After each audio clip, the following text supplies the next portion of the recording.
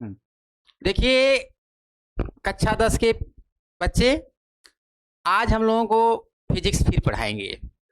आज आप लोगों को हम फिजिक्स के बारे में बताएंगे कि यानी गोली दर्पण द्वारा अपवर्तन का चिन्ह परिपाटी नियम। बात समझ आया ना? देखो बेटा, सबसे मेन होता है क्या? चिन्ह परिपाटी का नियम। यानी चिन्ह परिपाटी नियम क्या कहता है? अगर और एक बात और ध्यान दे बेटा, अगर आप लोग वीडियो देखते हैं तो कम से कम लाइक सब्सक्राइब तो कर दिया करिए, अगर अच्छा लगे तो। ठीक ना? और इसके बाद आप लोग ध्यान देंगे, आप लोग हम बार बार बताते रहते हैं कि जब से अगर कोई जैसे फिजिक्स हो या मैथ हो, जब से आप पूरा वीडियो नहीं देखेंगे तब से आपको पूरी कहानी समझ में नहीं आएगी। बात समझ में आया ना? तो यानी आपको हम बता दें क्या, गोली दर्पण द्वारा अपवर्तन का जो नियम होता है, और उसमें देखो चिन्ह परिपाटी का क्यों नियम होता है। यानी चिन्ह परिपाटी का नियम क्या होता है, चलो हम बता दें। ठीक, तो देखो बेटा, यानी जो चिन्ह परिपाटी से मान लो ए क्या है, ए अवतल दर्पण हो गया। ठीक, और अवतल दर्पण में जैसे मान लो यहाँ से ए क्या है, मुख्य अक्ष हो गया। ए क्या है, मुख्य अक्ष हो गया। इसके बाद ध्यान दो बेटा, जब यहाँ पे कोई वस्तु रखी जाती है तो यानी जब भी वस्तु रखी जाती है कहाँ रखी जाती है, मुख्य अक्ष पर। ठीक, कहाँ रखी जाती है, मुख्य अक्ष के ऊपर लंबवत दिशा में रखी जाती है। और जब कोई प्रकाश किरण यहाँ से ऐसे डाली जाती है तो क्या होती है, दर्पण से क्या होती है, टकराती है। क्या होती है, दर्पण से टकराती है। तो जब वो दर्पण से टकराती है, टकराने के बाद कहाँ से होके जाती है, मुख्य फोकस से। कहाँ से होके जाती है, मुख्य फोकस से। इसके बाद जब दूसरी किरण देखो, जब यहाँ से ऐसे जाती है तो ये क्या होती है, दर्पण से जब टकराती है, टकराने के बाद वह उसी माध्यम में क्या होती है, वापस चली जाती है। उसी माध्यम जैसे आती है, टकराने के बाद उसी माध्यम में क्या होती है, वापस चली जाती है। और इसके बाद ध्यान दो, ए पहली किरण, देखो बेटा ए कौन सी किरण है, पहली किरण हो गया। और ए कौन सा किरण है, दूसरी किरण हो गया। अब दूसरी किरण हो गया, ए कहाँ से होके जाती है, वक्रता केंद्र से होके जाती है। ठीक, और यहाँ पर देखो जब ये लंबवत ऐसे डाला जाता है तो यही देखो बेटा, इसका ये क्या बनता है, प्रतिबिंब बनता है। ठीक, प्रतिबिंब बनता है। तो अब इसमें हम इसी के माध्यम से आपको बताएंगे चिन्ह परिपाटी का नियम। बात समझिए।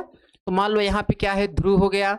यहाँ पे मान लो के, मान लो यहाँ पर इसको क्या मान लो, M1 मान लो, ये आपका क्या है, M2, मतलब कुछ भी मान सकते हो। तो अब इसमें ध्यान दो बेटा, चिन्ह परिपाटी का नियम देखो उन्हीं लोगों को समझ में आएगा जो आप लोग कक्षा 10 में जो हम आप लोगों को मैथ पढ़ाए थे। तो मैथ में ध्यान दो बेटा, जैसे आपको बताए थे ए क्या है, एक्स अक्ष, और ए क्या है, वाई अक्ष, पढ़ाए थे ना। तो यानी ए क्या है, मूल बिंदु है। तो वैसे देखो बेटा, इसका मूल बिंदु यहाँ होगा। अगर हम यहाँ से इसको ऐसे क्या करें, लंबवत डाल दें ऐसे, और यहाँ से ए ऐसे हो गया, तो ए इसका क्या है, मूल बिंदु है। तो आपको पता है कि मूल बिंदु से अगर इधर जाओगे तो ये क्या होता है, प्लस। मूल बिंदु से अगर हम दाहिने साइड जाएंगे तो क्या होगा, प्लस। और मूल बिंदु से अगर हम इधर आएंगे तो ये क्या होगा, ये आपका क्या होगा, माइनस होगा। तो कहने का मतलब देखो बेटा, अगर हम यहाँ से अब देखो इधर आएंगे तो इधर जितनी भी दूरी आएंगे सब दूरी, चाहे जो भी दूरी लोगे सभी दूरी आपस में क्या होंगे, सब माइनस होंगे। क्यों? क्योंकि देखो अगर यहाँ से ए देखा जाए तो ए क्या है, फोकस दूरी, तो यानी एफ का मान क्या होगा, माइनस होगा। एफ का मान क्या होगा, जैसे कह दिया जाए किसी अवतल दर्पण की फोकस दूरी मान लो 20 सेंटीमीटर है, तो 20 है लेकिन वो 20 क्या रहेगा, माइनस रहेगा। बात समझ आए ना? यानी जो यहाँ से यहाँ जो फोकस दूरी 20 सेंटीमीटर, 25 सेंटीमीटर, 30 सेंटीमीटर जो भी दिया रहेगा, जब आप सवाल को हल करेंगे तो यानी यहाँ से ये दूरी जो फोकस दूरी रहेगा वो क्या रहेगा, माइनस रहेगा। देखो अब हम कहानी बता रहे हैं, किसके बारे में बता रहे हैं, अवतल के बारे में। यानी अवतल दर्पण में देखो बेटा, जो अवतल दर्पण होता है, अवतल दर्पण में एफ का मान क्या होता है, माइनस होता है। एफ का मान क्या होता है, माइनस। और यही अगर उत्तल कह दिया जाए तो उत्तल में एफ का मान क्या होता है, प्लस होता है। अवतल में एफ का मान माइनस, उत्तल में एफ का मान प्लस होता है।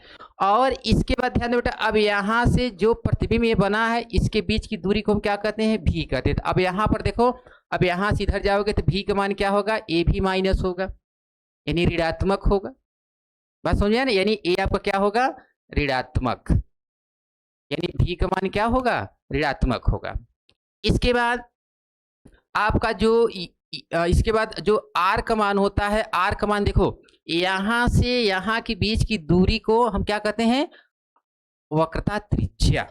यानी P और C के बीच की दूरी को हम क्या कहते हैं, वक्रता त्रिज्या।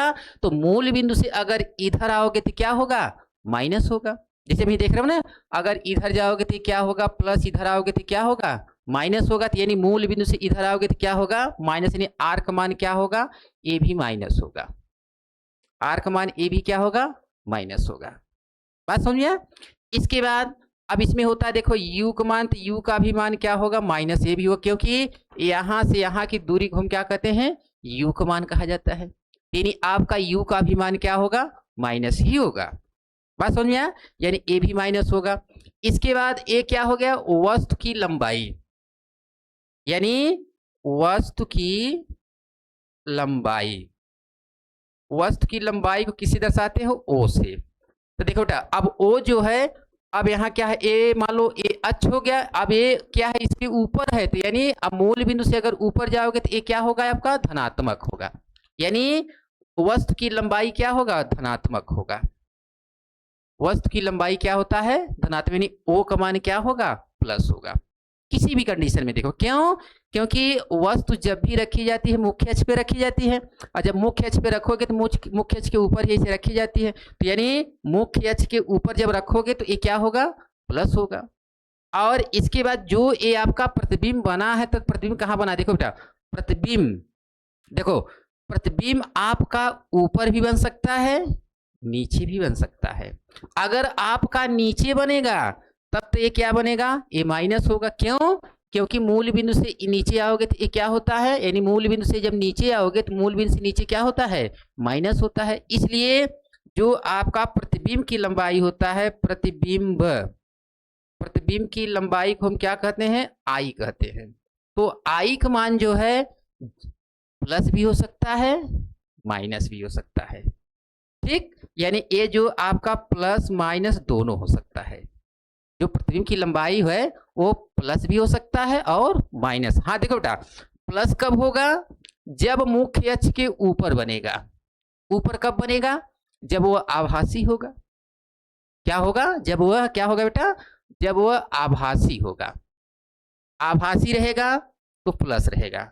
और अगर मुख्य अक्ष के जब दर्पण के जब सामने बनेगा, तो जब भी बनेगा तो कहाँ बनेगा, नीचे बनेगा। तो नीचे बनेगा तो क्या होगा, माइनस होगा।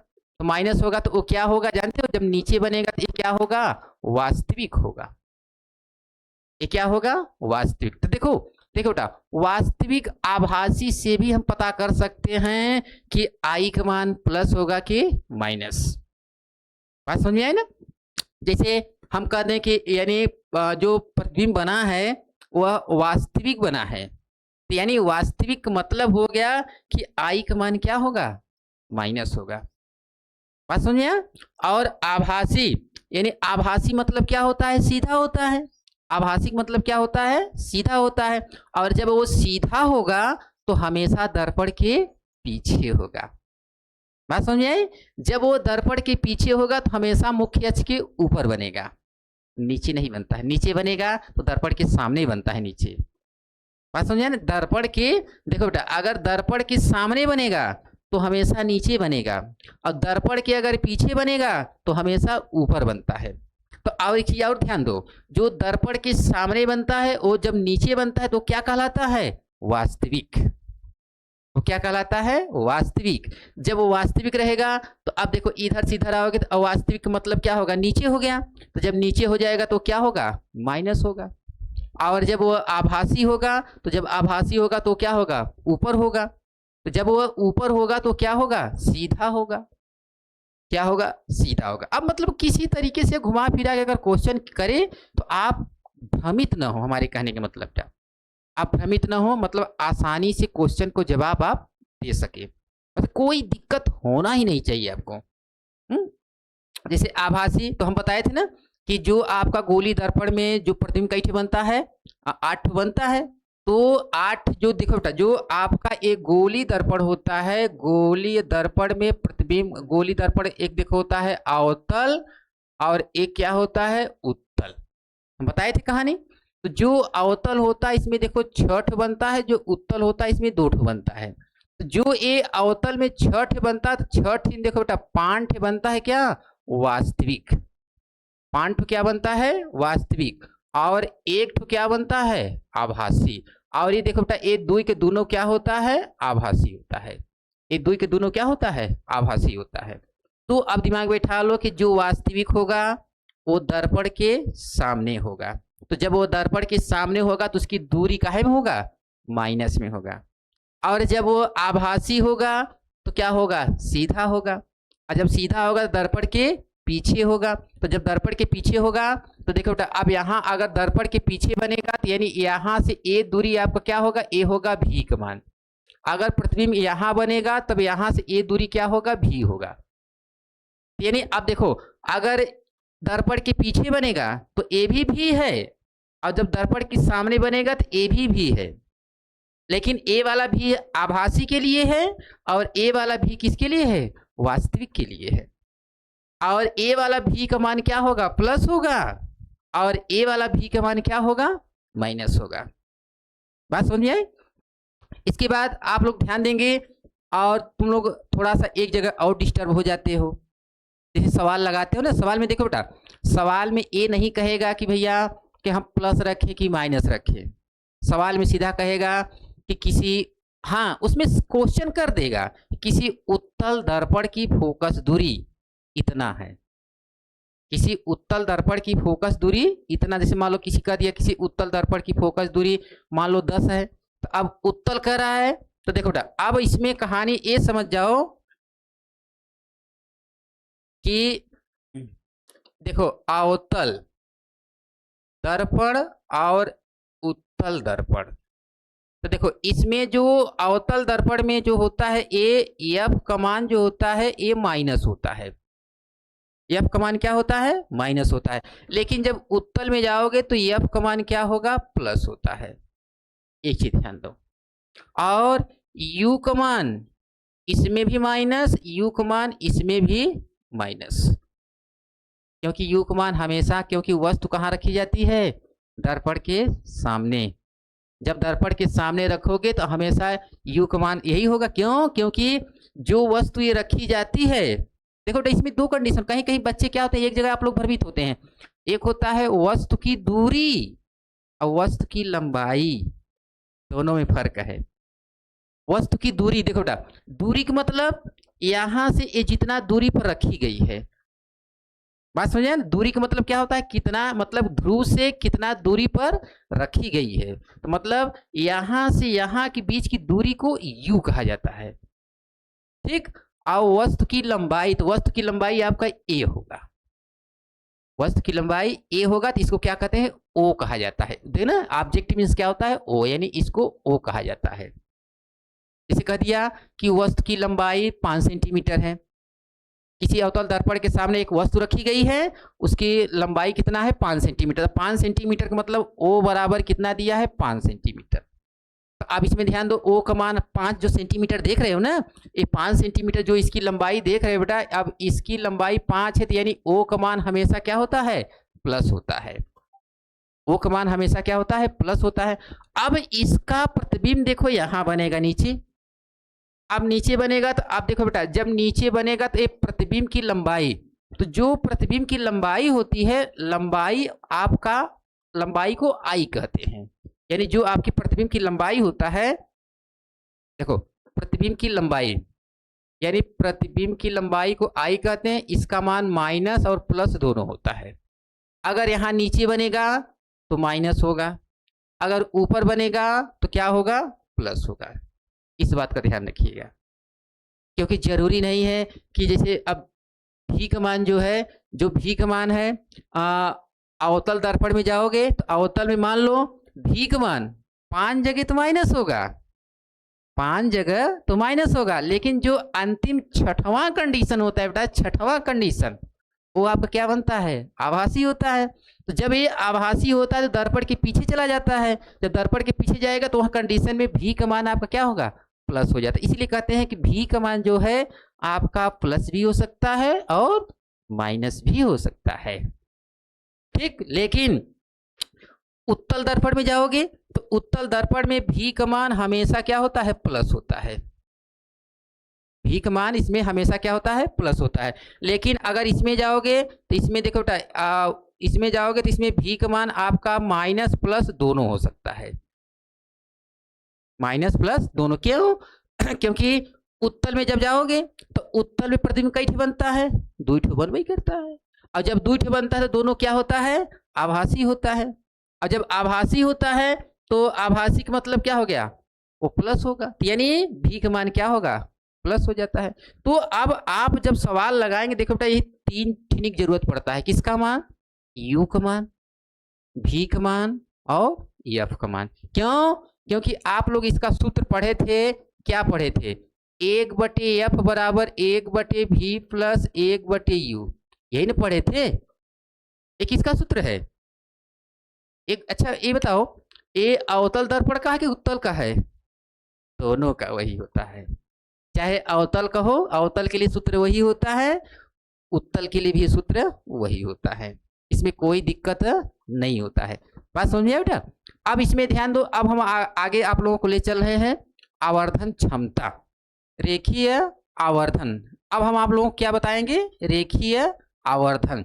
तो इसमें ध्यान दो बेटा, जो आपका ये जो रेखीय आवर्धन होता है, रेखीय आवर्धन, तो ये जानते हो क्या होता है, रेखीय आवर्धन का मतलब होता है कि प्रतिबिंब की लंबाई और वस्तु की लंबाई के अनुपात को हम क्या कहते हैं, रेखीय आवर्धन क्षमता। ठीक, देखो बेटा, जैसे मान लो ये आपका क्या है, अवतल दर्पण हो गया, ठीक, और इसके बाद ये आपका मुख्य अक्ष हो गया। जब यहाँ कोई वस्तु रखोगे तो अब जब ऐसे किरण डालोगे दर्पण से टकराएगा, टकराने के बाद कहाँ से होके जाएगा, मुख्य फोकस से। और दूसरी किरण देखो बेटा, यहाँ से डालोगे तो ये भी जैसे जाएगा, यहाँ से टकराएगा, टकराए के बाद वैसे ही वापस चली जाती, ये क्या है, सी हो गया। अब देखो बेटा, इसका ये यहाँ पे क्या बनता है, प्रतिबिंब। ठीक, अब देखो हम इसी से इसकी परिभाषा बना रहे हैं। देखो, यानी मुख्य अक्ष के समांतर, ये समांतर देखो किरण डाली गई है, मुख्य अक्ष के समांतर किरण डाली गई है, तो यानी हमको क्या पढ़ना है, रेखीय आवर्धन क्षमता। तो रेखीय आवर्धन क्षमता का मतलब होता है कि प्रतिबिंब की लंबाई, एक प्रतिबिंब हो गया, प्रतिबिंब की लंबाई और वस्तु की लंबाई के अनुपात को। ठीक, यानी अगर हम कोई पूछता है कि रेखीय आवर्धन किसे कहते हैं, तो रेखीय आवर्धन का मतलब क्या होता है, प्रतिबिंब की लंबाई और वस्तु की लंबाई के अनुपात को हम क्या कहते हैं, रेखीय आवर्धन कहते हैं। यानी देखो बेटा, रेखीय आवर्धन किससे दर्शाते हैं, एम से। रेखीय आवर्धन किससे दर्शाते हैं, एम से। बात समझिए? तो अब इसमें ध्यान दो बेटा, अब ए क्या है आपका, ओ हो गया, और ए आपका क्या है, आई हो गया। अब इसकी परिभाषा 2 तरीके से बनता है बेटा, या फिर हम दूरी ले लें या फिर हम क्या ले लें, लंबाई ले लें। तो देखो, अगर हम दूरी लेंगे तो मान लो यहाँ से ए दूरी क्या है, यू है, और यहाँ से ए दूरी लोगे तो ए क्या है, भी है, क्योंकि ये प्रतिबिंब यहाँ बना है, तो प्रतिबिंब की दूरी को हम क्या कहते हैं, भी कहते हैं। यहाँ पे ध्रुव होता है। बात समझे? यानी इसको हम कह सकते हैं कि m बराबर माइनस भी बटे यू, माइनस भी बटे यू, या हम कह सकते हैं कि m बराबर क्या होता है, आई बटे ओ। m बराबर क्या होता है, आई बटे ओ। तो अब इसमें ध्यान दो बेटा, ए भी क्या है, भी का मतलब होता है प्रतिबिंब की दूरी, यू क्या है, वस्तु की दूरी। बात समझिए? यानी एक होता है प्रतिबिंब की दूरी और एक होता है किसके लिए, वस्तु की दूरी। ठीक, और अगर हम इससे निकालोगे तो इसमें आई क्या है, प्रतिबिंब की लंबाई, आई क्या है, प्रतिबिंब की लंबाई, और ओ क्या है, वस्तु की लंबाई। तो इसकी परिभाषा आप 2 तरीके से दे सकते हैं, चाहे हम दूरी पर ले जाएं और चाहे हम लंबाई पर ले जाएं।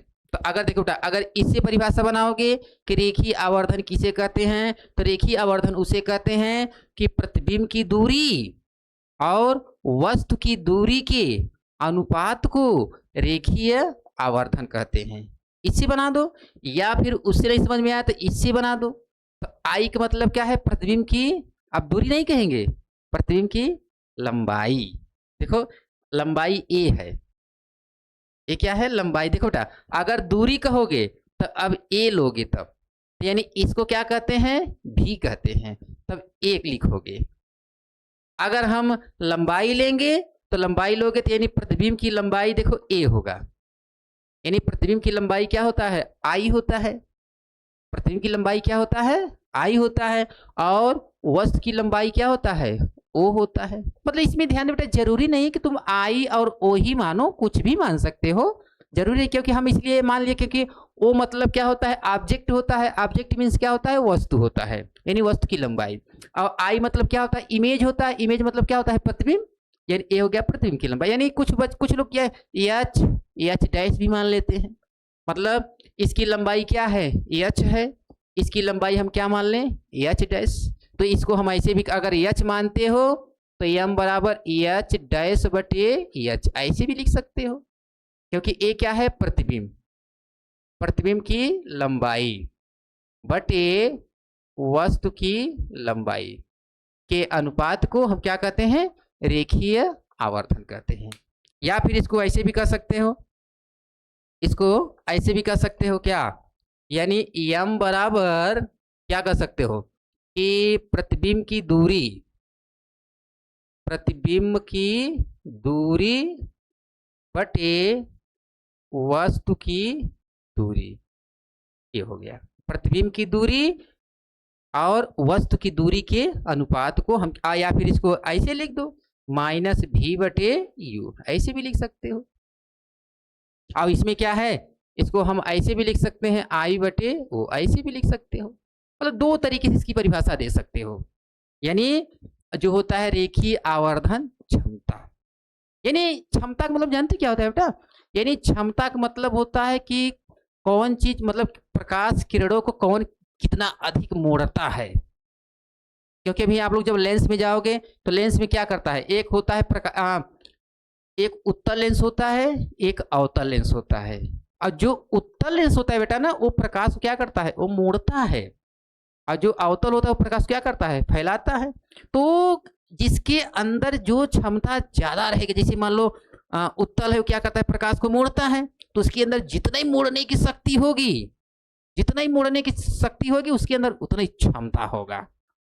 जैसे कार्य करने की क्षमता को फिजिक्स में पढ़े हो ना, कि कार्य करने की क्षमता को हम क्या कहते हैं, ऊर्जा कहते हैं। यानी इसके अंदर ऊर्जा है तब वो कार्य कर रहा है। अगर उसके अंदर ऊर्जा खत्म तो कार्य करने की क्षमता भी खत्म। जैसे मोटरसाइकिल देखिए ना बेटा, उसमें अगर जब तक पेट्रोल है तब तक तो कार्य करेगा, इसके बाद पेट्रोल खत्म तो काम भी खत्म, क्योंकि उसका वही क्या है, ऊर्जा है। बात समझ रहे ना। तो आप लोग ध्यान देंगे, इसमें यही देखो है रेखीय आवर्धन क्षमता। अब इसमें हम आप लोगों को अब थोड़ा सा अब आगे ले चल रहे हैं, ठीक। अब इसमें अब हम आप लोगों को बता दें, क्या जानते हो, अब आगे बता दें कि क्या कहते हैं कि अवतल दर्पण और उत्तल दर्पण के उपयोग बता दें, इसका कहाँ उपयोग किया जाता है, ठीक ना। अब हम देखिए बेटा, अब हम आप लोगों को क्या बताने जा रहे थे, अवतल दर्पण और उत्तल दर्पण के उपयोग। तो देखो आपका एक हो गया अवतल दर्पण और एक साइड क्या हो गया, उत्तल दर्पण,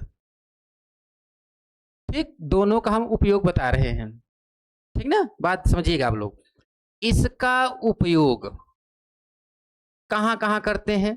देखो बेटा, इसका जो अवतल दर्पण होता है, इसका उपयोग देखो, पहला उपयोग जानते हो क्या किया जाता है, सब लोग लगभग देखे होंगे, जो सैलून पे गए हो ना, सैलून पे जो दाढ़ी बार बनाया जाता है तो जो शीशा आपके सामने लगाया जाता है, उसमें वो कौन सा दर्पण होता है, अवतल दर्पण लगाते हैं। बात समझ, क्योंकि अवतल दर्पण लगाने जानते हैं, जैसे दाढ़ी बार बनाने से आपको एकदम स्पष्ट समझ में आए। बात समझिए। और इसके बाद देखो बेटा, अब इसमें दूसरा इसका उपयोग कहाँ जाता है, किया जाता है, गाड़ी देखे हो ना, गाड़ी के सामने जो बत्ती लगाई जाती है, जो बत्ती होता है ना, उसी में ऐसे देखो लगाया जाता है, उसमें आगे जो बत्ती के आगे जो लगाया जाता है, उसमें कौन सा दर्पण लगाते हैं, अवतल। लेकिन वही चीज देखो बेटा, यहाँ जो उत्तल दर्पण होता है, इसका उपयोग साइड शीशा में किया जाता है, साइड शीशे के रूप में उत्तल दर्पण का उपयोग किया जाता है। जैसे साइड शीशा, जैसे देखते हैं ना, एक साइड शीशा होता है। देखो बेटा, गाड़ी में 3 शीशा होता है। जैसे आप जहाँ बैठते हैं स्टीयरिंग से पकड़ते हैं, सामने जो होता है वो समतल दर्पण होता है, और इसके बाद जो साइड जो शीशा लगाया जाता है वो कौन सा होता है, उत्तल दर्पण होता है। और जो बत्ती देख रहे हैं, बत्ती की जो आगे लगाया जाता है वो कौन सा दर्पण होता है, अवतल दर्पण होता है। बात समझ में आई? इसके बाद जैसे बेटा देखो, इसमें क्या होता है, जैसे डॉक्टर देखिए ना, डॉक्टर जो थोड़ा सा एक ठो लाइट रखे रहते हैं ना, उसमें जो है अवतल दर्पण लगाते हैं। किसी के नाक कान गले में ऐसे देखते हैं ना, ऐसे बार के देखते हैं कि मतलब कि जैसे कुछ चीज घुसा रहता है या निकालने में जब बारते हैं तो उसमें कौन सा दर्पण लगाया जाता है, अवतल दर्पण लगाया जाता है। बात समझिए। और इसके बाद अवतल दर्पण का उपयोग और एक जगह, जैसे आप लोग लैंप देखे हो ना, जैसे बच्चे जब आप लोग जैसे टेबल पर बैठ के जब पढ़ते हो, जो ऐसे लैंप लगाते हो, तो लैंप में जो लगता है ना, वो क्या करता है, अवतल दर्पण होता है। लेकिन जो ये आपका उत्तल दर्पण होता है, इसका उपयोग सिटी शहर गली बाजारों में जो आपका जो देखते हो ना, जैसे ऐसे लगा दिया जाता है, बल्ब लगा दिया जाता है, उसमें जो शीशा लगा दिया जाता है वो कौन सा होता है, उत्तल दर्पण। जिससे जानते हो क्या होता है, उत्तल दर्पण से ज्यादा एरिया में प्रकाश दिखाई दे वो। बात समझे, ज्यादा एरिया को प्रकाशित करे वो, मतलब ज्यादा ज्यादा प्रयास करे को कितने भरे में वो प्रकाशित कर सके, तो उसके लिए कौन सा दर्पण लगाते हैं, उत्तल दर्पण लगाते हैं। बस हो गया आपका, यही देखो दोनों में फर्क होता है। ठीक ठीक है, तो ऐसा करिएगा आप लोग। अगर वीडियो अच्छा लगे तो लाइक सब्सक्राइब कर दीजिए। अब फिर हम आपको अब अगले दिन मिलेंगे, तब तक के लिए धन्यवाद।